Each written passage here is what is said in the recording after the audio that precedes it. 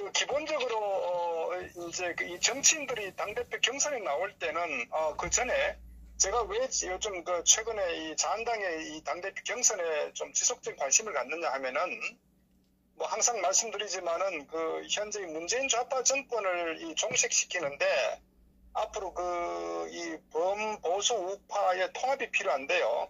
그러나 제가 드리는 말씀의 통합은 기본적으로 탄핵의 어떤 그 이 사건을 바로 잡는다는 관점에서 그 기반 하에서 통합을 해야 되고 그 동력을 기반으로 해서 문재인 좌파 정권과 투쟁해서 결국은 이제 문재인 좌파 정권을 이제 그 종식시켰다. 저는 그런 측면에서 이제 통합의 중요성을 제가 말씀드리고요. 예. 이제 그렇게 하기 위해서는 사실 이제 그 당대표가 누가 되느냐는 그 굉장히 중요하다. 예. 그래서 이제 우리가 관심을 갖고 있고 저 자신도 이렇게 계속적으로 이제 관심 있게 바라보고 있는데요. 그 관련해서 이제 그 이 당대표 경선에서 지금 뭐 며칠 전에 어쨌거나 그 2주 연기하지 않으면은 보이콧하겠다 이런 그 의견을 냈는데 저는 우선 그 명분이 약하다 이렇게 생각해요. 예. 그리고 이제 그 배경이 뭐냐 이제 이 부분에 한번 짚어보자면은 예. 기본적으로 이제 이 당대표 경선에 나온 후보자들의 면면을 봤을 때 실질적으로 이 당대표 경선에 결국 당선될 가능성이 있냐 하는 측면을 한번 바라봐야 되거든요. 예, 예. 그런데 사실은 그 아마 전부 뭐 고만고만한 것 같아요. 대부분 다. 예, 예. 실제 지금까지 어떤 그 탄핵 그 정변을 겪으면서 또 이 문재인 좌파 정권이 그 일방적으로 이 국정을 이 몰락시키는 과정에서 사실은 뭐 어느 누구도 강력한 정치적 투쟁을 하지 않았거든요. 예. 그러다 보니까 야당은 있어도 야당이 없다는 그래서 많은 보수파 국민들이 그 외면할 수밖에 없는 이런 상황이 결국 오늘 자유한국당의 이 현실이었단 말이에요. 예. 그렇기 때문에 이 소위 이 당대표 경선 후보에 나온 인물들 자체가 기본적으로 정치 지도자 자격이 없다. 저는 이렇게 이제 판단하고요. 예. 그럼에도 불구하고 왜 이들이 그러면 한 8명이 나왔느냐. 물론 그처럼 이제 그 중에 이 김진태 의원은 저 예외로 두고 예. 나머지 인물에 대해서는 그 특히 홍준표와 저는 뭐 김진태 의원 또 황교안 이 세 사람은 배제하고 나머지 인물 특히에 대해서 거기도 뭐 오세훈에 대한 정치 배경도 조금 이제 제가 설명을 드리겠지만은 그리고 나머지는 저는 철저하게 향후 어떤 정치 일정 소위 말 총선과 대선이 어떤 정치적 일정에 따라서 자신들의 정치적 중량감을 좀 존재감을 키우려는 목적 그 이상도 그 이하도 아니다 이렇게 봅니다. 그래서 저들은 말씀대로 정치 지도자 자격이 없을 뿐만 아니라 본인들 스스로도 뭐 대표가 될 가능성이 있다고 아마 스스로도 생각하지 않을 거라고 저는 봐요.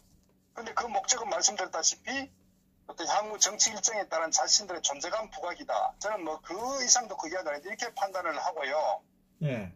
그렇기 때문에 사실 이제 고민이 뭐냐. 결국 당대표 경선 후보에 나가자면 이 정치 기타금이 내야 된단 말이에요. 그게 아마 플러스 어쨌거나 이제 후보 이 선거 운동을 하기 위해서는 현실적으로 비용이 발생되지 않겠습니까? 예. 그래서 비용. 자신들이 어떤 추구하는 어떤 정치적 존재감을 키우는 데 따른 기대치와 거기에 또 관련해서 자신들 투입해야 될 비용에 대한 부분이 이제 그 산술적으로 한번 고민을 하지 않을 수가 없겠죠. 네. 그래서 돈을 투자해서 그만한 어떤 그 기대 효과를 갖는다면은 뭐 완주하겠지만은 저는 그런 측면에 있어서 또 이들이 굉장히 이런 그 판단을 하게 된 배경 중에 하나는 그 최근에 그 황교안 그 전 총리가 이제 입당을 하면서 어떻게 보면 저들 리그에 있어서 이제 어떻게 상당히 이제 그 분위기가 황교안 전 총리를 휩쓸려가는 예. 그런 상황이다 보니까 더더구나 저들의 존재감이 사라지는 거예요. 그러니까 이제 그 대표 경선에 나온다고 이제 선언은 했는데 현실적으로 당초에 어떤 그런 목적보다도 훨씬 더 존재감이 사라지는 뭐 언론에서 다뤄주지도 않고 그렇다고 뭐 비용은 내야 되고 이러니까 이제 뭐 울고 싶죠 소위 말하면은. 그런데 울고 싶은 상황인데 이런 그 미북 정상회담 일정이 27, 8일 잡히니 저는 이심점심해서 어떤 그걸 울고 싶은데 뺨 때리다는 식으로 그런 서로 어떤 그 마음으로 결국 이제 보이콧을 한 거 아니냐. 저는 이렇게 판단을 합니다. 그래서 이 중에서도 아마 일부는 내일 모레가 아마 그 등록 마지막 일정으로 알고 있는데 예. 그럼에도 불구하고 일부는 뭐 또 사퇴할 수도 있고 또 일부는 아마 또 등록할 수도 있을 거예요. 그런데 철저하게 자신들의 정치적 어떤 그 이해에 따라서 완주할 거냐의 판단이지 또는 일부는 이제 밀어주면서 뭐 단일화한다고 할 수도 있겠지만 철저하게 저들은 정치적 어떤 그 자기 그 존재감 목적 그 외에는 아무것도 아니다. 저는 이렇게 판단을 합니다. 예. 그리고 오세훈 씨 같은 경우는 어떤 의미에서는 저는 결론적으로 닥쳤던 게 지붕 쳐다보는 격이 됐다. 이렇게 판단합니다. 왜냐하면은 처음에는 이 소위 이 복당파 이 김무성과 김성태, 김용태 이런 세력들이 사실 당권을 장악하고 지금까지 한 2년간 끌고 왔죠. 그러나 저들은 기본적인 탄핵의 어떤 그 주역들이고 배신자들이었기 때문에 항상 이제 사실은 마음속에 많은 고민이 있었을 거라고 봅니다. 그런데 그나마 당권을 잡았기 때문에 어느 정도 행세를 할 수 있었는데 결국은 6.13 참패로 인해 가지고 비대위까지 들어섰지 않습니까? 그런데 결국은 이 비대위에서 새로운 그 당대표 이 전당대회를 통해서 후보를 선출해야 되는데 결국 자신의 정치적 그 영향력을 지속적으로 가져가기 위해서는 자신들이 내세운 후보가 결국은 당대표가 돼야 되거든요. 저는 그런 차원에서 오세훈을 결국은 데리고 왔다 이렇게 보거든요. 그리고 오세훈도 사실은 뭐 본인 스스로도 갈기자 행보를 많이 했지 않습니까? 네. 오세훈과 무슨 그 보수 우파의 당대표 자격이 있으며 그 사람의 어떤 정치적 어떤 뭐 무게감이나 또 행보로 봤을 때 전혀 아니거든요. 네. 그러나 결국 김무성과 이 그라플들이 결국 오세훈을 이제 얼굴마담으로 내세워가지고 결국 어떤 권력의 어떤 분점을 내고자 이런 저는 정치적 의도에서 오세훈과 함께 했다 이렇게 보는데 문제는 거기까지는 좋았죠. 오세훈도. 그런데 갑자기 이 황교안이가 입당을 하면서 모든 관심사가 황교안 쪽으로 흘러가 버리니까 심지어 우리가 알다시피 김무성의 오른팔인 정성일이라는 이 전 부대변인 했던 사람도 결국은 이 황교안이가 영입해서 그쪽으로 포진시켰지 않습니까? 그리고 그뿐만 아니라 어쨌거나 대부분의 어떤 관심사가 황교안으로 흘러가니까 오세훈은 낙동강 오리알이 된 셈이다 이렇게 된 겁니다. 정치는 원래 그런 겁니다. 결국은. 예. 그러니까 이 오세훈도 결국은 뭐냐면 저희 처음에는 스포트를 받으면서 마치 상당히 당대표 경선 가능성이 있다고 본인도 판단하고 그 뒤에는 든든한 김무성과 이 복당파 세력들이 전폭적으로 밀어줄 거라 이런 기대를 가지고 들어왔는데 현재 어쨌든 황교안이 들어오면서 완전히 이제 구도가 어그러져 버렸죠. 그러니까 이제 이 오세훈이 같은 경우도 고민이 빠진 거 아니겠습니까? 그러니까 이제 이들도 소위 말해서 이제 명분 없는 이 정치 일정, 소위 당대표 경선 일정을 결국은 보이콧 하는데 같이 동참할 수밖에 없는 이런 상황이 된 거예요. 예. 그리고 더더구나 또 최근에 이 김진태 의원의 어떤 지지율이 올라가고 특히 뭐 이 제야의 이 장외에 있는 많은 애국 국민들 일방적으로 뭐 김진태를 지지하는 이런 상황이 되다 보니까 어떤 의미에서는 이제 오세훈이는 굉장히 정치적 위상이 흔들릴 수밖에 없는 그러니까 그 전에는 상당히 기대치를 높였는데 막상 이 투표 이거는 이제 표를 열게 되면은 이제 굉장히 실상이 드러나기 때문에 이런 측면에서 상당히 아마 딜레마 빠진 거 아니냐 이런 판단을 해요. 물론 이제 언론에서 탑3라고 하지만 그것을 철저하게 언론에 계산된 언론의 어떤 전략적 어떤 측면에서 띄워준 거고 실질적인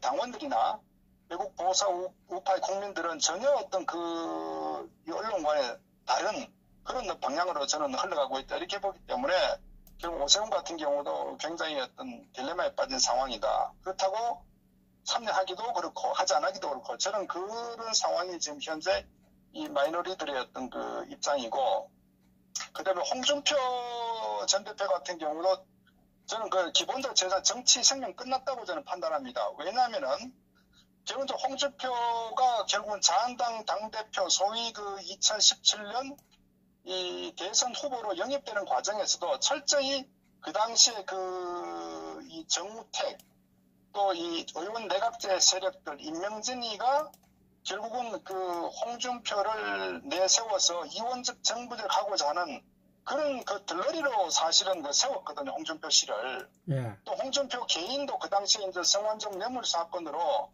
대법원 그 최종심을 앞두고 있었기 때문에 굉장한 정치적으로 이제 개인의 위기 상황이었기 때문에 서로 간에 기브앤테이크 서로 주고받는 윈윈하는 그런 측면에서 결국은 홍준표도 이제 이 자유한국당에 그 대표로 이제 영입됐고 그 당시에 또 아시다시피 그 대선 경선 일정도 굉장히 그 논란이 많았죠. 왜냐하면은 그때 김진태 의원도 상당히 어떤 지지를 많이 받으면서 어떤 돌풍을 일으켰는데 깜짝 놀라가지고 그 당시에 임명진하고 이 정우택 이 팀들이 이 경선 과정에 결국은 룰도 막 바꿔가는 이런 상황이 연출됐지 않습니까? 예.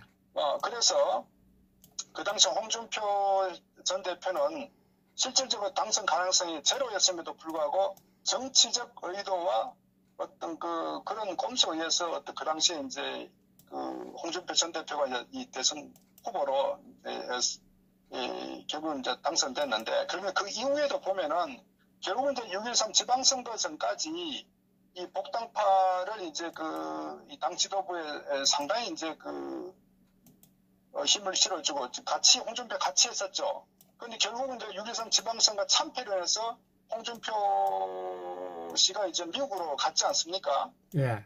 가고 난 다음에 이제 비대위가 꾸려졌잖아요. 그때 이 김성태가 소위 원내대표가 이 대응을 했단 말이에요. 완전 김성태 체제였죠.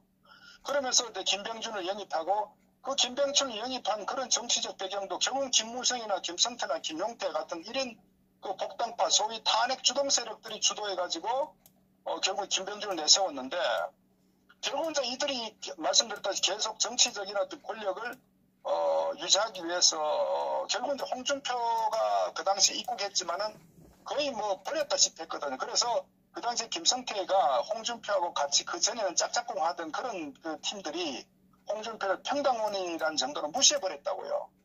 결국 이제 어찌 보면 홍준표의 용도가 끝났다. 그러니까 이제 김성태나 김무성 입장에 봤을 때는 결국은 자기들이 가고자 정치의 방향과 홍준표는 전혀 더 이상 쓸모가 없다. 이런 판단에서 이제 서로 헤어진 거 아닙니까? 정치적으로. 예. 그래서 홍준표가 나온 게 홍카콜라 만든 거 아닙니까? 그러니까 사실은 이 홍준표 전 대표는 이미 당내에서 지지하는 그 의원들도 없을 뿐만 아니고 이미 평가를 받았고 그렇기 때문에 사실 홍준표가 돌아갈 데가 없는 거예요. 정치 자한당 내에서도.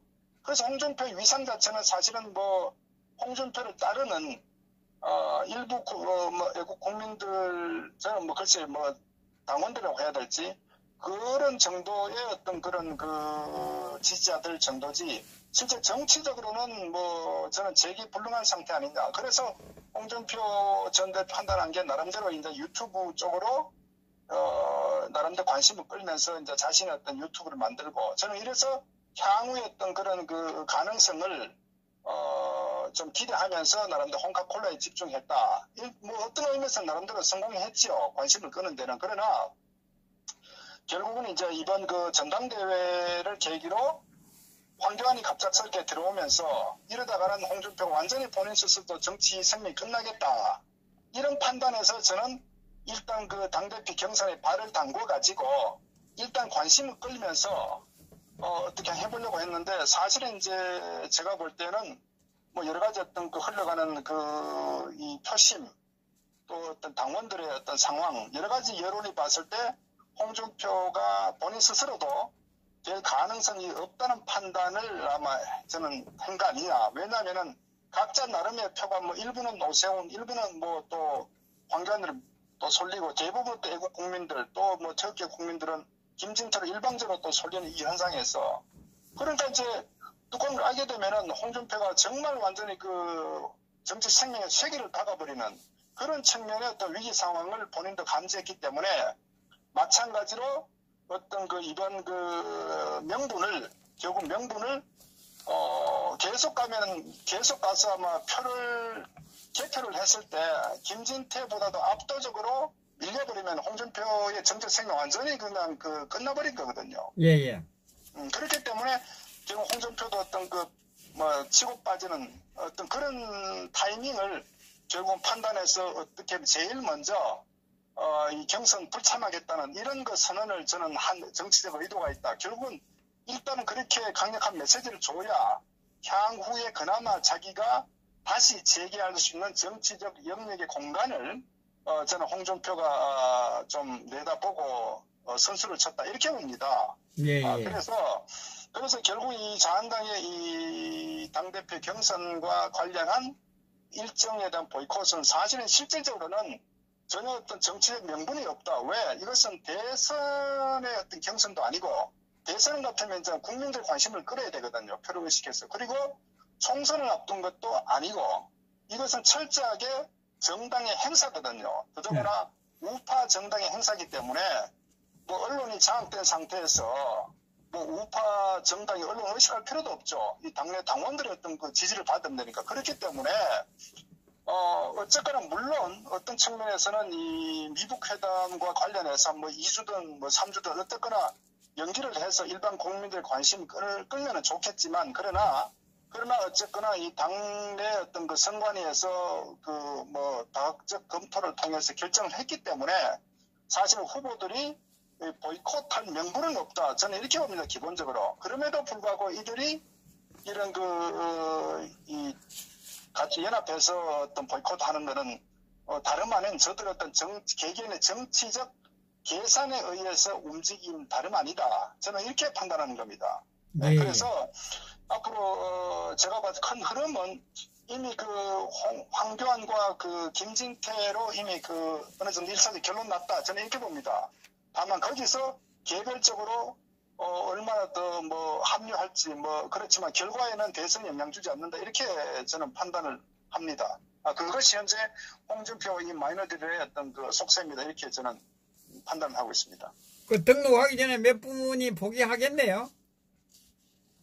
판단하죠. 자기가 선거 비용을 끝까지 되게 완주해서 얻는 것과 돈 아까울 정도의 어떤 그런 비참한 어떤 성적표를 받게 되면은 오히려 출마 안 한 것보다 못한 결과가 올 수도 있겠죠. 예, 알겠습니다. 감사합니다. 네네.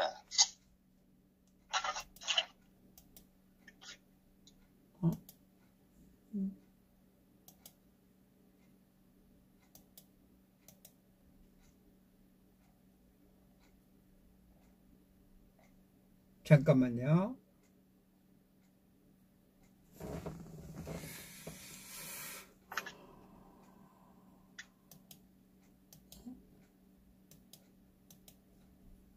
어디?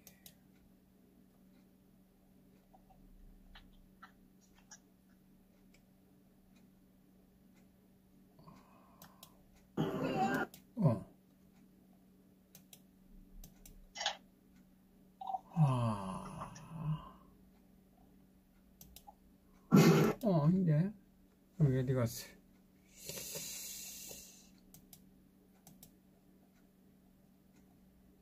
응?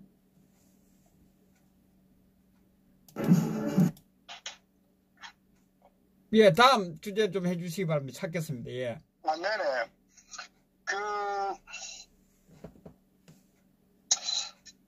문재인을 몰락시키는 묘수라고 제가 이제 판단을 하는데요. 하는 배경을 말씀드리자면 어쨌거나 기본적으로 우리가 문재인을 임기까지 내버려두면 대한민국은 굉장히 위태로워진다. 대한민국이 사라질지도 모른다는 전제 하에서 결론적으로 이 문재인 이 친북 정권을 결국은 좀 더 하차시켜야 되거든요. 그렇기 때문에 왜 자한당의 어떤 당대표 경선에도 관심을 갖는 이유가 거기 있고 또 결과가 어떻든 간에 이제 저는 앞으로 이